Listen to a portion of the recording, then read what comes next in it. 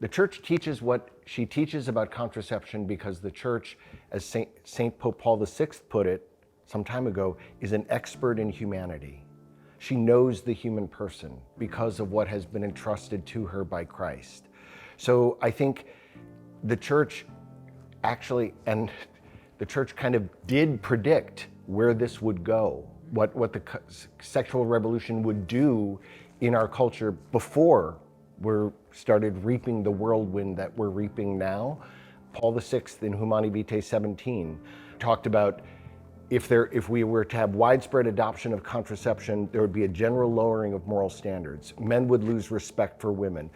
The young would be more morally confused, and we would have the danger of forced government coercion for contraception and sterilization.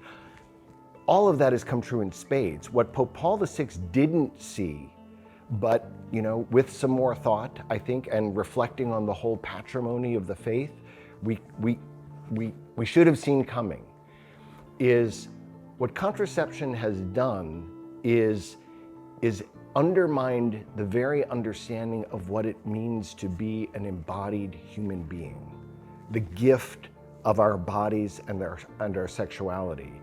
I've spent 40 years studying issues of sexual difference and issues of sexual morality, and for a lot of that period of time I kind of saw those as kind of parallel tracks.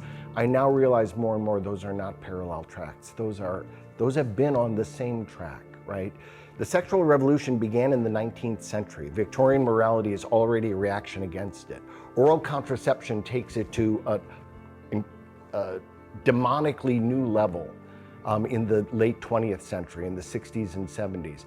What oral contraception does is it takes fertility out of marriage.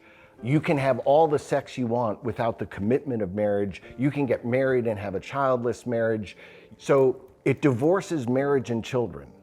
You can and sex. Three things that had been one thing for every generation previous are now three separate and dissociable moving parts. But that has implications in the way we understand ourselves, right? Because if sex is no longer ordered to the gift of children, the generation of new human life made in the image and likeness of God, so it's not procreation, well then it's just recreation. And if it's just recreation, then it can be with whomever. The gender, the sex of the other person really doesn't matter. So there's a direct line between the pill and the expansion and acceptance of same-sex relationships and same-sex marriage, because fertility fertility have nothing to do with marriage.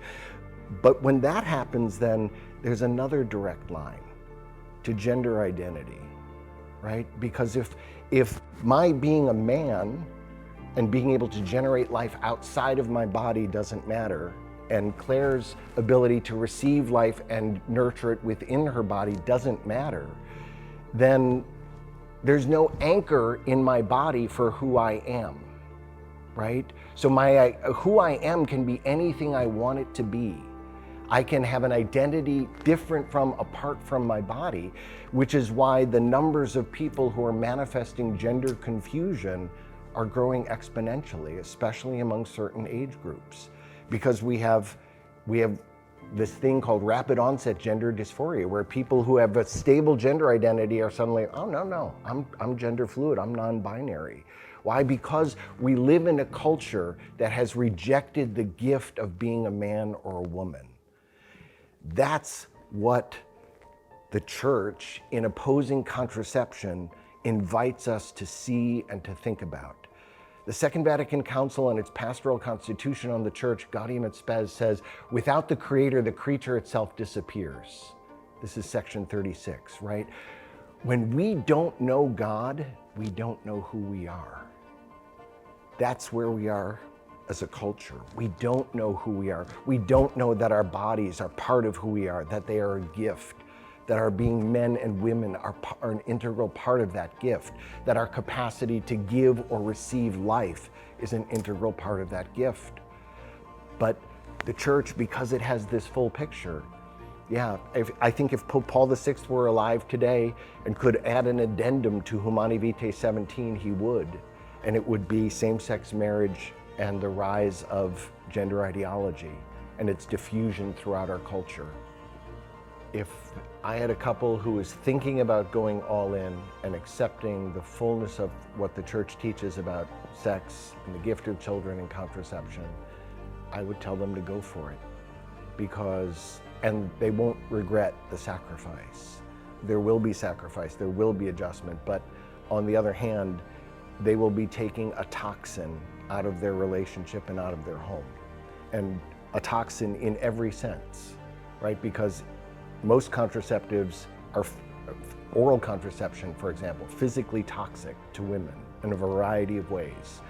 But it's toxic to the relationship because it teaches men to use their wives, not love their wives. It teaches men to see their wives as a pleasure-giving object rather than as someone to love and lay down their life for.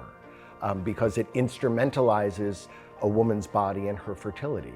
Why does it do that? To make them more sexually available to men, right? That's what most contraception is aimed at, erasing female fertility, right? Instead of seeing that unique pattern of fertility as a gift to be welcomed into the relationship and allowed to shape the relationship and the way the couple interacts in their decision to how to pursue the church's teaching about responsible parenthood. So it warps the relationship.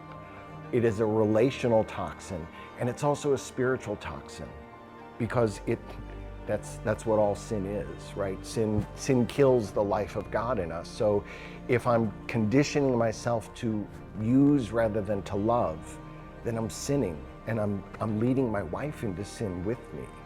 Why would I want to do that? So as a husband, as a father, it's imperative.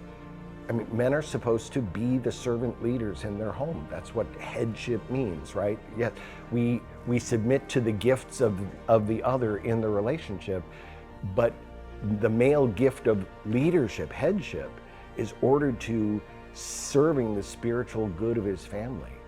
So why would I then tolerate and use something that is spiritually toxic in my relationship to my wife or children? So I would tell that couple, make the change, go for it, because you will be getting a poison out of your home, heart, and relationship.